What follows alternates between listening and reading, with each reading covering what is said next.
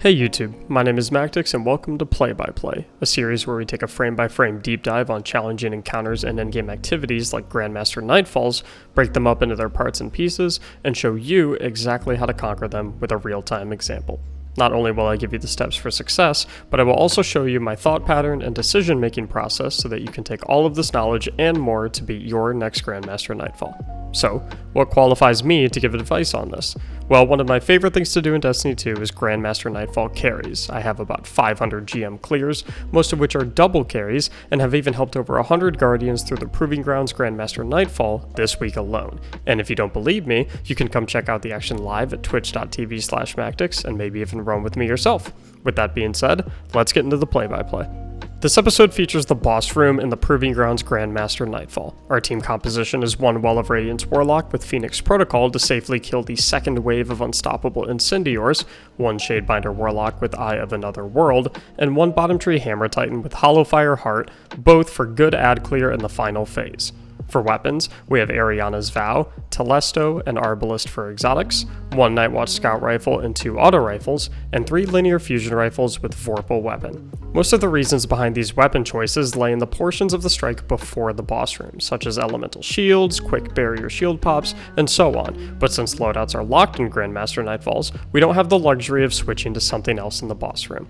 Nevertheless, we will start the encounter by placing any wells we have down in the back of the map to generate orbs, since we get our supers back immediately when we begin the encounter.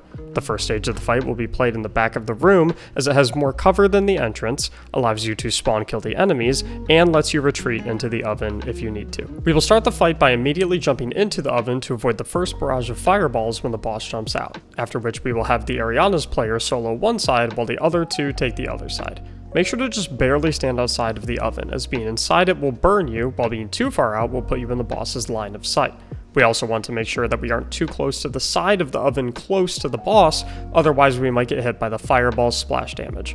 Toss a grenade on the landing points of the legionaries and phalanx that are about to fly out of the window, and then neutralize them as they land. If you fail to kill them, you can retreat into the oven and take care of them afterwards. Speaking of the oven, it will burn you while you are touching it if it is lit up. However, if you stand in the indent in the middle section, you will be perfectly safe even if it is on. After you kill the adds, it is time to damage the boss to 2/3 HP. This can be done easily while you look out for two attacks. The first is the Void Cannon, which can easily be avoided by being behind a piece of cover and shooting through the gap in that cover.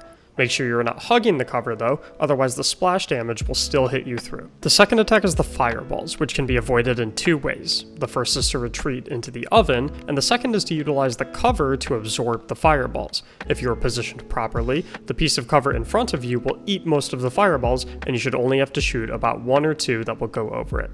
As with before, make sure you're not too close to your piece of cover, or you will suffer from splash damage. Once the boss is 2/3 HP, it will go immune and spawn an unstoppable Incendior on each side. The two-man side can burn it down when in one stun, but the solo player will need to kill it in two stuns. The best way to do this is stun it right away and get it to about 1/2 HP, then immediately retreat into the oven to wait out its restun cooldown. Then, while ADS to ready the unstoppable shot, hop back out to finish it off. Next up is to destroy the boss's shield generator to continue the fight. It is in a protective dome that we must be inside to deal damage to it, but the boss is shooting off fireballs that we don't want to be anywhere near. Lucky for us, the boss only shoots 13 sets of fireballs per phase, so all we have to do to avoid them is sit in the oven until the boss has expended all of its fireballs. After the fireballs are done, we need to go into MMO mode and play aggro swap with the boss. Have one player go to each side behind the raised barricades and prepare to go inside the dome to get some shots off on the shield generator. If the boss is looking at your teammate, you run in and shoot. If the boss is looking at you, then your teammate goes in and shoots. Be sure to be very careful of the boss stomp as well, as it has pretty decent range. Once you destroy it, the boss will become damageable and refresh its fireballs, as well as respawn the legionaries and phalanx from the windows. Immediately retreat to the oven, dropping a grenade for the adds if possible. After killing all of the adds, continue to damage the boss to 1/3 HP. Being careful, as this time the boss will move around the arena. You should be able to continue using cover to damage him safely, but retreat to the oven when fireballs are launched just to be safe. Be aware that occasionally he can come back into the back area in this phase. Whether that is intended or not is unknown, but to avoid it, simply jump through the oven to the other side. After taking the boss to 1/3 HP again, it will go immune and jump on top of the oven, spawning an unstoppable Incendior on each side again. Immediately run to the entrance, avoid jumping as it makes you a much easier target. Head to the ramp as the fireballs cannot reach you from this location. We place the Well of Radiance to be able to soak the boss's auto attacks while we wait to see the Unstoppables walk towards us. Normally, they will walk down the hill and you can burn them as they come, but sometimes they bug out and simply teleport down next to you. Nice anti-cheat, am I right? While trying to stay calm and not jump out of my seat, I immediately ready a healing grenade since I know I'm about to be booped out of my well. I then move to the other side of the room so that if my teammates explode one of them or get hit, I won't die as well. We immediately focus on trying to stun both and then burn one down. Once we kill the first, we quickly burn the second and regain our composure. Similar to the previous phase, we need to get inside the shield dome and destroy the generator, but we don't want to do that with the fireballs up.